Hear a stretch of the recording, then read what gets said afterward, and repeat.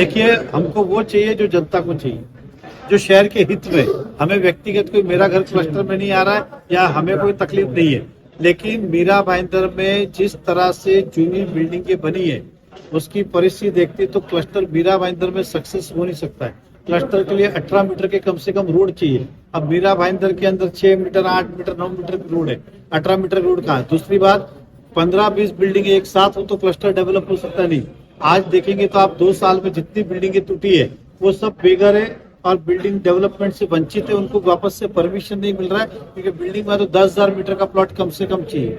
तो इसलिए हम कहते हैं कि क्लस्टर हटाओ और ऑप्शनल रखो। जिसके पास 20 बिल्डिंग का ग्रुप आता तो उनको दीजिए ना, हम का ना बोल रहे, लेकिन जो नहीं है उसको आप वंचित कैसे?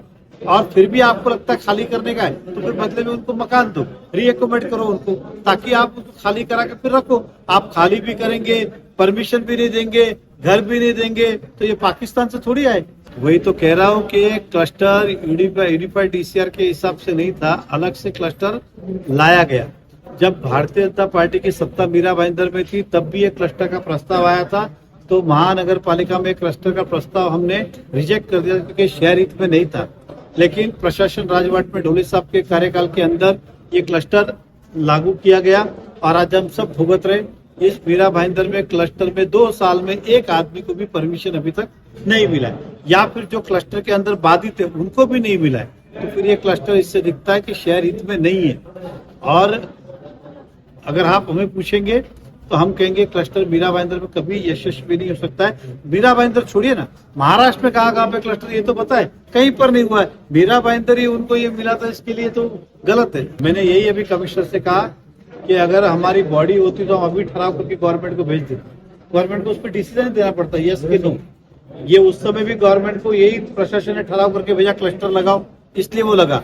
और आज मैं कमिश्नर से वही कहा, सर आप रिजोल्यूशन पब्लिक की भावनाओं को देखते, आप रिजोल्यूशन करके भेज दो, पास करके लाने का काम हमारा, वो भेज नहीं रहे। तो यही हमारा कहना था, और नहीं हुआ तो फिर लास्ट में तो बॉडी आके काम करेगी।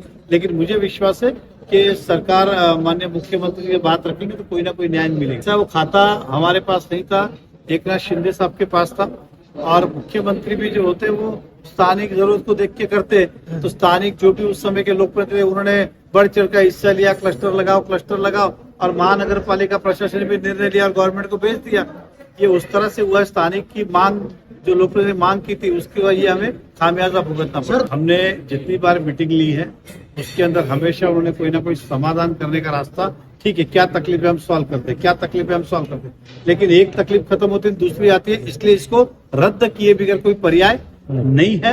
और हमारी तो पूरी मांग है, मैं भी सरकार से अपनी मांग रखने वाला हूँ कि इसे रद्द किया जाए। ये हम भारतीय जनता पार्टी की बॉडी आई तब वो हमने ठहराव करके रिजेक्ट कर दिया, हमने नहीं किया। लेकिन जाने के बाद ढोले साहब जब थे, मेरे ख्याल से 2021-22 की बात होगी, जो भी होगी, उस समय उन्होंने प्रस्ताव मंजूर कर दिया, हमने तो रिजेक्ट कर दिया था कि शहर हित में नहीं है। तभी अगर नहीं लगाया तो आज तकलीफ नहीं होती।